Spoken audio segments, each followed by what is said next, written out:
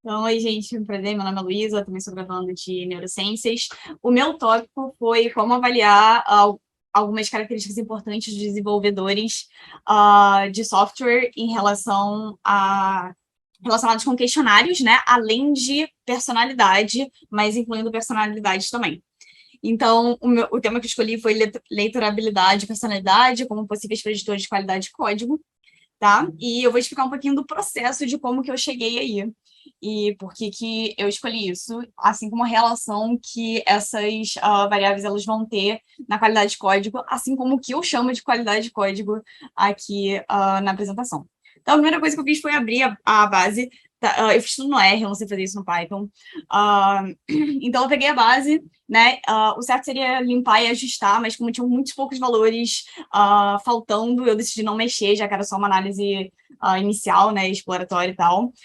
O meu computador não roda essa base, ela era muito grande, então eu selecionei uma base menor a partir dela, de uma forma randomizada, né, usando o Dplyr, não sei como é que vocês falam.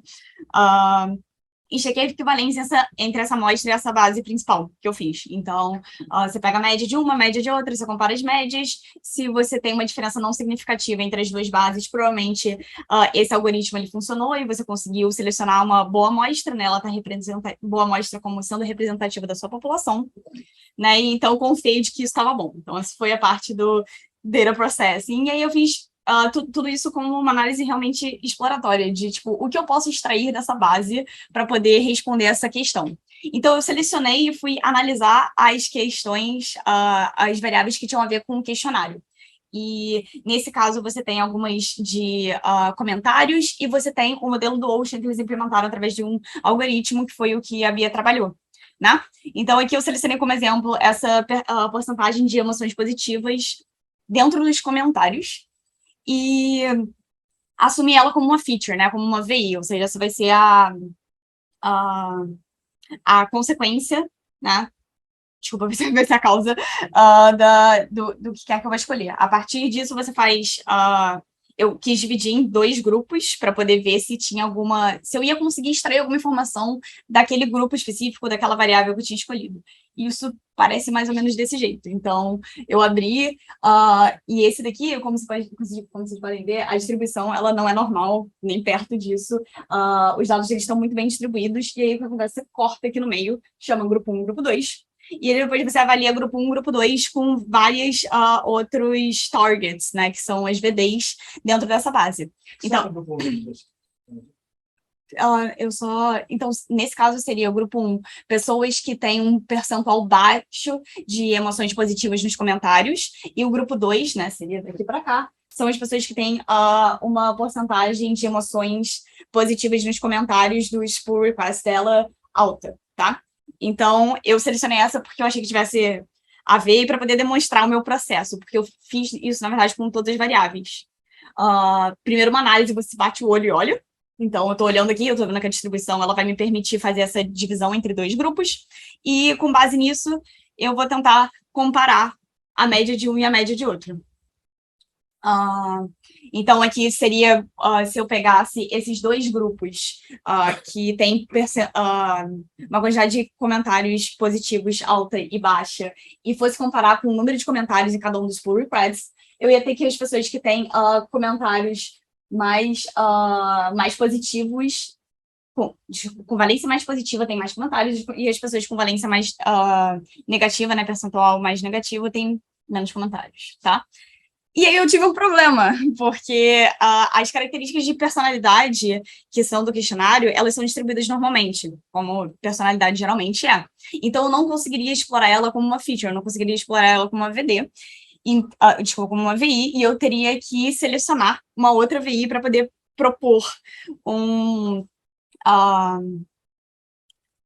para poder propor realmente um projeto, né?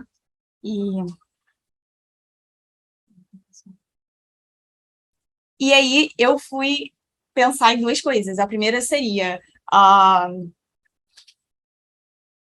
seria muito legal, seria muito bom se eu conseguisse relacionar essas características de personalidade, né? Esse modelo Ocean que eles fizeram, com características de língua do código, né? Então, eu ia explorar ela como uma VD, né, dessa outra VI que eu tinha selecionado, porque a que eu queria originalmente não ia funcionar.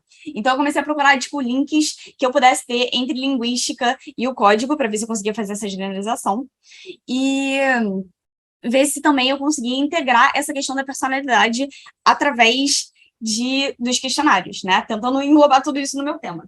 Porque um dos primeiros problemas que eu encontrei com esse algoritmo que foi utilizado, que a Bia já comentou brevemente, é que ele tem algumas limitações, né? E que ele tem algumas limitações e que essas limitações elas podiam possivelmente dificultar a análise das características que eu estava querendo avaliar. Então, tem um estudo brasileiro, por exemplo, que tentou implementar um algoritmo que está open source, então, tipo, você consegue ir lá e dar uma olhada e ver como que ele funciona e criticar, bem diferente da base, que tá bem mais secretivo o método que eles utilizaram. E quando eles foram tentar fazer esse link entre o modelo Ocean e comentários que as pessoas tinham feito, eles encontraram erros do estilo. Eles fizeram pesquisa com maratonistas. E esses maratonistas, eles viravam e falaram, olha, eu estou muito exausto depois da maratona. O que o algoritmo entendia como sociabilidade baixa, por causa da palavra exausto, e, na verdade, é uma conscienciosidade muito alta, porque é uma consciência do que eu estou sentindo, né? Eu estou cansada após a maratona. Então, tinha esse tipo de problema. E aí entra a importância dos questionários, que era a pergunta do Alessandro anteriormente. Então, qual foi a ideia inicial? Selecionar uma VI que eu pudesse analisar, que eu pudesse linkar com questionários de personalidade e com a forma que o código é feita para tentar achar uma relação entre elas. Então, primeira parte, por que questionários? Porque esse algoritmo ele não era tão confiável quanto eu imaginei que fosse. Segunda parte, linguística, porque é uma base, é um dado que não está disponível no dado, que eu acho que ia ser muito interessante de poder explorar, né? Vocês pediram na parte do documento para poder escolher algo que estivesse faltando na base de dados, definitivamente dados linguísticos, né, os comentários, os reports, não tem nada disso, então seria importante. E como que eu fiz esse link? Então, começou com linguística e código, e aí tem um estudo, né, que fala que antipadrões linguísticos e estruturas lexicais estruturais confusas levam a maior carga cognitiva experienciada por participantes. O que é isso? Eles escolheram indicadores e o modo que o código foi feito e analisaram isso como estrutura lexical. Por exemplo, eu vou calcular a média de alguma base de dados. E ao invés de colocar média, eu coloco X. Seu indicador de léxico pobre de código, e isso dificulta o entendimento, o que aumenta a carga cognitiva e o estresse experienciado pelos participantes na hora de analisar esse código. Grande parte do desenvolvimento de software, né, ele exige que você entenda códigos que já foram feitos anteriormente por outras pessoas, e quanto maior a carga cognitiva, que é a quantidade de memória de trabalho que você precisa para poder processar uma informação enquanto você mantém outra, mais difícil é executar essa tarefa, né? Em outra perspectiva, programas que exigem maior carga cognitiva prejudicam a compreensão do código por colaboradores, assim como a experiência subjetiva, que é o que eu acabei de falar. Quanto mais dificuldade você tiver para poder processar determinado código que você tem que trabalhar, maior vai ser sua carga cognitiva, pior vai ser sua experiência, mais tempo você vai demorar. Ou seja, esses indicadores e esse link entre língua e código, como você expressa os seus pensamentos através do código e como que você cria ali uma sequência de instruções que é clara tanto para o computador quanto para uma outra pessoa, para um desenvolvedor que está lá e quer contribuir com o seu projeto, são extremamente importantes. Então, é indissociável e já está sendo pré-estabelecido cada vez mais esse link entre o campo das línguas, né, em como eu falo com o código, né, que é como eu programo, tá?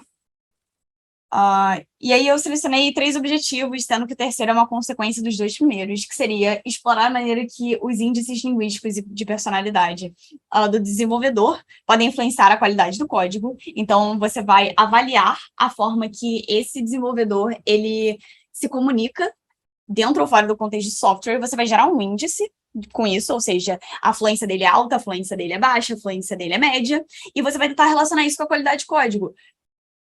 Será que pessoas que têm uma fluência maior na língua falada conseguem produzir códigos melhores?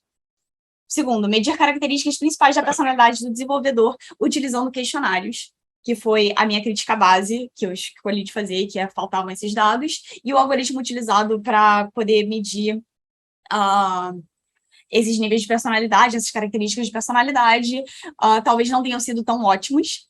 E, por fim, examinar a relação entre esses índices, né, de fluência linguística e personalidade, e ver se eles funcionam como bons preditores de código. O que isso quer dizer? Se eu tiver uma fluência alta, isso prediz que o meu código vai ser melhor do que uma pessoa que tem uma fluência baixa na minha língua? Ou, se eu tenho determinada característica X de personalidade, será que isso prediz que o meu código vai ser bom? Se sim, qual dos dois prediz melhor? Então, como que eu pensei em fazer isso? Como a Bia comentou antes, não tem os comentários, né, dentro da base que vocês disponibilizaram para a gente trabalhar. Então, eu pensei em pegar reports, passar ele por uma ferramenta que é o Cometrics, que ele vai avaliar compreensão e... Desculpa, coesão e... Coesão e... Coesão e influência dentro do texto. Então, você disponibiliza um texto e ele te cospe vários índices de léxico, semântico, quantas palavras você usou, o que isso quer dizer, flash index, vários índices. Ele sintetiza isso tudo e isso te dá a leitorabilidade do seu texto.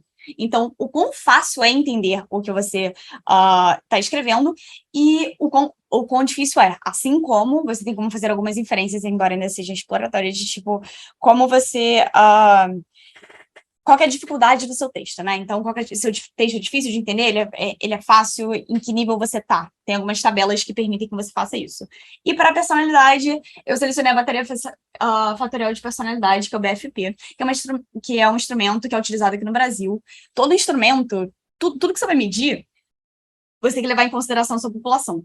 Então, foi o que a Bia falou, você tem uma dificuldade muito grande de, se você tem inglês e português junto, como que você consegue realmente analisar essa estrutura, porque todo instrumento, para o Brasil, no caso do Brasil, ele tem que ser tropicalizado, você tem que pegar ele e aplicar ele dentro do contexto da população que você quer avaliar, para poder ver se ele continua tendo evidências, nesse caso, psicométricas, porque é um teste de avaliação psicológica, e se ele funciona na população agora que você está selecionando. O BFP ele já foi feito, ele já foi tropicalizado, ele é um instrumento, na verdade, 100% brasileiro, ele foi criado aqui. Então, no contexto que eu imagino que vocês criariam, que é aqui dentro da universidade, para avaliar pessoas nativas brasileiras, tem que ser um instrumento brasileiro. Ele é restrito para psicólogo, então você precisa ser graduando em psicologia, ou psicólogo formado para poder aplicar isso em alguém. E essas seriam as duas métricas para poder identificar essa leitorabilidade e essa personalidade. Então, de novo, a personalidade para poder substituir o algoritmo que tinha sido feito na base, e a leitorabilidade para poder determinar o quão fácil e o quão, entre aspas, bom é o texto que você está produzindo, e tentar generalizar isso para o código, tá? Então, aqui você tem o que a gente espera, né? Que é relacionar esses índices de leitorabilidade. Então, relacionar os índices de leitorabilidade coletados com os índices de lexo pobre do código-fonte, legibilidade e quantidade de bugs. Tá? Então, o que eu chamo de lexo pobre do código-fonte? São identificadores que não identificam nada. Então, é salvar o nome de uma variável, de uma função, qual que não diz nada para outro ser humano que está tentando ler aquilo. Porque agora a análise não é desenvolvedor-computador, é desenvolvedor-computador segundo desenvolvedor. Então, se eu pegar esse código e der para alguém, ele vai conseguir entender?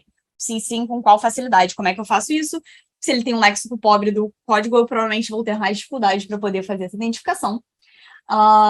Legibilidade vai ser a facilidade que você tem de compreender ou não em texto, e quantidade de bugs é quantitativo, quantidade de bugs que o seu código apresenta. Segundo objetivo seria comparar a relação estabelecida com esses questionários aplicados, ou seja, fluência linguística com personalidade, será que tem alguma relação, será que não tem? E, por fim, explorar a plausibilidade estatística de você ter eles como preditores de qualidade do código, né? Qual é o problema de fazer isso? Tudo isso é uma suposição, né? Você tem que esperar coletar os dados e realmente analisar para ver se isso é algo viável, para ver se isso vai ter alguma significância estatística ou não. O que é muito difícil de fazer, porque esses indicadores ainda não existem na base, né? Então, você não tem os comentários disponibilizados e você não tem o BFP, que é o questionário, que é o meu tema, aplicado em nenhum dos desenvolvedores até o momento. Então, o objetivo final é que você tem como fazer essa inferência, né? Então, será que altos índices linguísticos predizem o melhor código? Será que alguma característica X de personalidade prediz o melhor código? E será que altos índices linguísticos estão ligados com alguma característica de personalidade?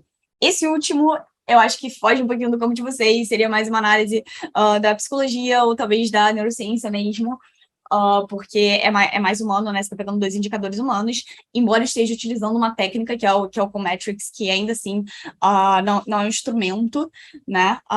Desculpa, não sei se é um instrumento, mas definitivamente usa algoritmos específicos para poder fazer essa análise do texto. E junto com essa tropicalização do BFP, né, que já foi ocorrido, o Cometrics ele também tem uma versão portuguesa, né, brasileira no caso, que tenta fazer essa análise e dar esses mesmos índices, né, essa possibilidade de ter esses índices com textos escritos em português. Ele ainda não foi ele não tem muita literatura sobre ele, tá? Mas ele existe. Então, no caso de avaliar esse tipo de texto, se ele fosse em português, tem essa ferramenta, seria o Cometrics ainda, mas seria a versão em português dele. E o BFP, de novo, foi selecionado por causa de propriedades psicométricas que já foram bem estabelecidas. E é o final, gente. É isso.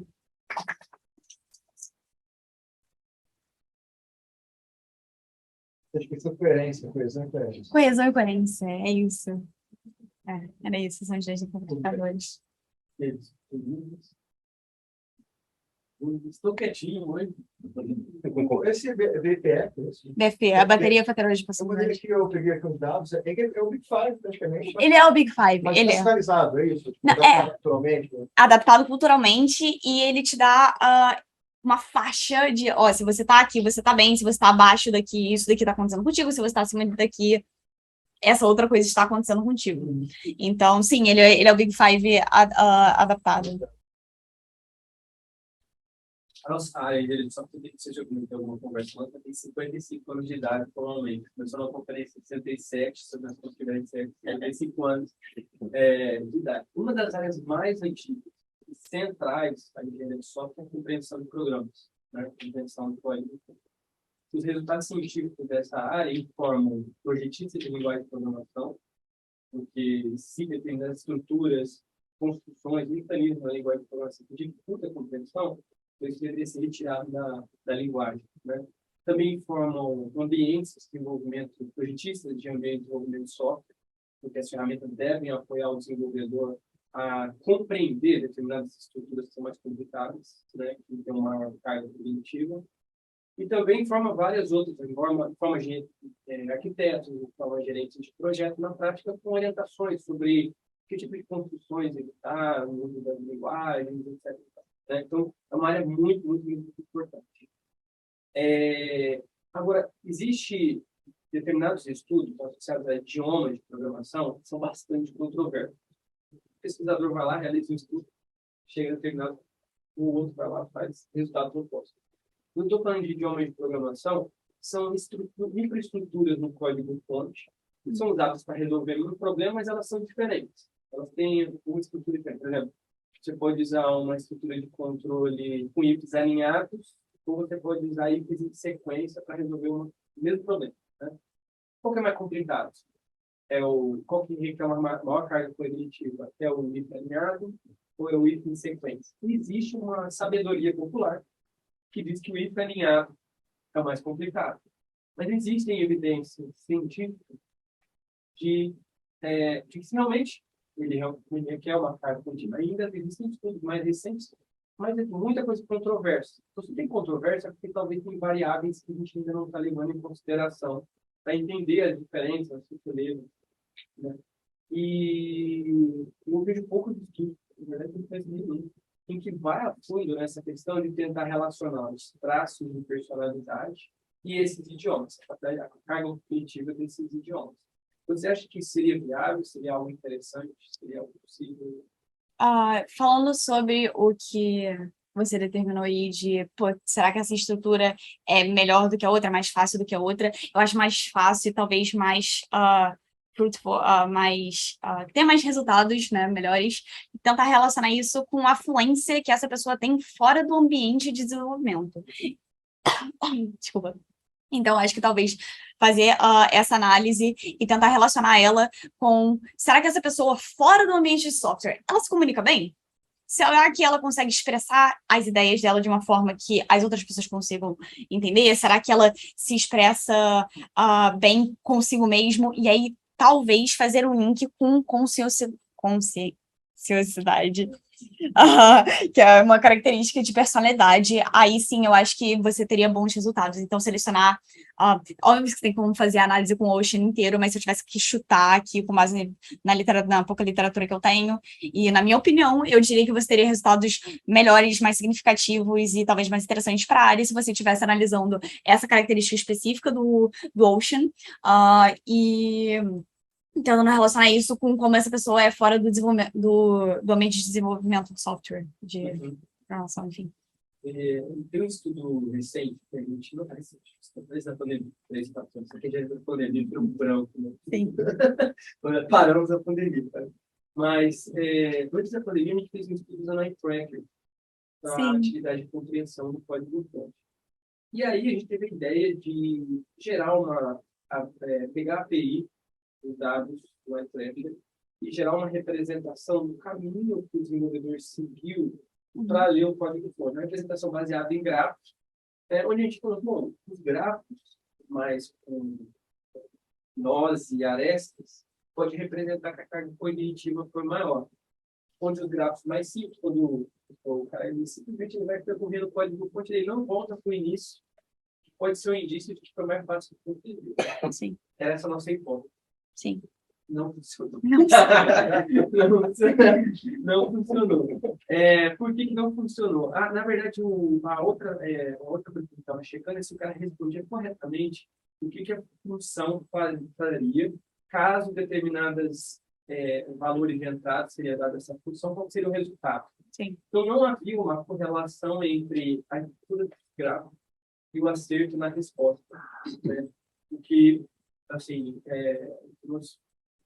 ele creio que essa estratégia do iTracker para esse tipo de estudo não foi muito interessante, né? Sim. Teve um estudo que eu li quando estava estudando para isso, que foi estudar estruturas recursivas e de loop, de for a while, e eles fizeram depois um heat map, né, um mapa de calor de quanto tempo as pessoas, usando o eye tracker também, focaram em determinados locais do código, para ver se tinha alguma dificuldade maior de aprendizagem entre estruturas recursivas ou entre estruturas de loop, que também, eu acredito, né, que seja, pelo menos nas minhas turmas foi assim, que, pô, a recursão é muito pior, muito mais difícil de entender. Mas eles também não acharam nenhuma diferença significativa, eles também usaram o iTracker, e o contexto deles era de educação, era fazer isso para ver se eles tinham como ajudar o aluno. E aí, na parte da discussão, eles dizem que talvez esses resultados tenham sido encontrados porque a experiência dos desenvolvedores era muito baixa, né? No caso dos programadores era muito baixa, porque eles ainda eram alunos, estudantes, e que talvez isso pudesse ter feito que a dificuldade das duas fosse similar, sabe? Então, você tem estudos que já tentaram fazer isso. Eu não achei nenhum realmente que tivesse algum sucesso, mas a carga cognitiva específica você tem em linguística, você mede por tempo de processamento. Então, talvez fazer não só dessa forma, mas dessa forma você mede a carga cognitiva e dificuldade de processamento pelo tempo de resposta que a pessoa tem. Então, talvez ver algo nesse sentido, se tem algum estudo nesse sentido, seja interessante. Agora, saindo da linguística, você tem outros jeitos de ver com instrumentos. Tem estudo com fMRI, né, mapa estatístico, tem com oxigenação do cérebro, né? Então, eu tô vendo que essa pessoa aqui, ela tá utilizando muito, sei lá, o hipocampo dela tentando lembrar de alguma coisa e ela não consegue lembrar, e é isso, você assume que ela tá fazendo isso por tá tendo uma dificuldade maior de interpretar alguma estrutura, de lembrar de alguma coisa, se for processamento lógico, vai ser outra área, e assim sucessivamente. Então, aparelhos, eles são muito... Eles ajudam a dar algo mais certeiro em relação à carga cognitiva e dificuldade de processamento especificamente. Mas é caro, né? Você não vai colocar a pessoa lá na máquina de ressonância magnética com o celularzinho, com o tablet e falar, então, você tá entendendo essa estrutura recursiva? Sabe? É algo bem caro e é complicado de fazer. Mas eu acredito também que daria bons resultados. Seria legal. Seria legal, não seria? Voltando à primeira pergunta da traço de personalidade, a compreensão do código, eu acho que é uma área muito promissora a gente investigar isso a fundo. Porque a gente, em desenvolvimento de software, tem grandes comunidades, por exemplo, ecossistemas de pessoas que programam usando a mesma linguagem de programação, Python, Java. Sim. Cada uma dessas comunidades, você tem um conjunto de programadores, algumas linguagens mais, outras linguagens menos, muito peculiares desse grupo, que eles tendem a usar construções da linguagem que todo o resto da comunidade acha que é mais difícil, que não deveria ser feito daquela forma. Mas esses caras geralmente usam esses mecanismos que todos os outros acham que são mais complicados, que têm maior facilidade de traduzir bugs no programa, mas eles usam. E eles não introduzem bugs no programa. Só que você olha de perto o comportamento desses desenvolvedores, me parece que realmente eles são distintos dos demais. Por exemplo, no linguajar, eles usam mais o sarcasmo, eles brincam mais, satirizam mais. Então, pode ser que a gente consiga, né, por exemplo, caso a gente fosse caracterizar esses dois grupos, né, pode ser que a gente encontre resultados interessantes, porque a minha impressão é que eles são diferenciados. Então, eu acho isso difícil de poder quantificar, porque personalidade e qualidade de código, né, é algo, eu acho que de todos esses assuntos que eu falei, é o que tem mais estudos sobre, e a maior parte deles não encontra nenhuma diferença. E contra os dados é sempre muito perigoso, né? Você provavelmente vai contra os dados e vai virar estatística, né? Você vai acabar não encontrando. Por isso que eu pensei em introduzir um novo indicador, né? Que é tipo, qualidade do código, personalidade e fluência. Porque eu quis trazer essa perspectiva aí do meu campo de neurociência do código como língua, e dessa... Não do código em si como uma língua, embora tenham muitas metáforas nesse sentido, mas dos mecanismos de aquisição e cognição da programação como análogos à aquisição de uma linguagem, o que já é provado, já é teorizado com algumas evidências de que é dessa forma que ocorre esse processamento. Então, você processa a linguagem, você adquire linguagem de uma forma e acredita-se que a forma que você adquire e compreende gera programas e códigos possa ser análoga e tenha essa comunicação.